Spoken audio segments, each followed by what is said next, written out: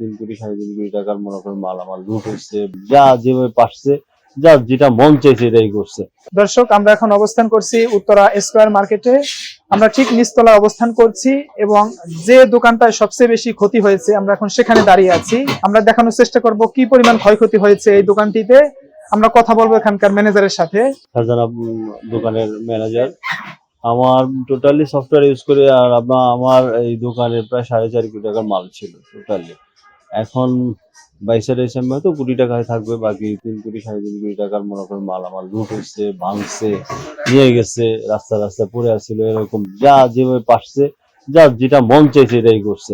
সব গ্লাস ভাঙছে, জিনিসপত্র নিয়ে ব্যাগ, স্যান্ডেল, আপনার বড় দামি শো পিস নিচ্ছে, আপনার ফুলদানি নিচ্ছে, তারপর ঘড়ি নিচ্ছে, যা পাইছে তার সামনে।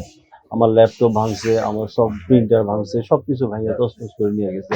এই যে ইমিটেশন নাই, তারপরে টয়লেটিস নাই, পারফিউম নাই, মানে সবকিছু নিয়ে গেছে, কিছুই নাই। দেখি ঘুরে দাঁড়াইতে পারে কিনা, আমাদের কাস্টমার গুলো বা ক্লায়েন্ট গুলো আসতেছে, আর আমরা তো পরিপূর্ণ জিনিস সার্ভিস দিতে পারতেছি না, সব অগোছালো। যাই হোক, তারপর আমরা চেষ্টা করতেছি ঘুরে দাঁড়ানোর জন্য।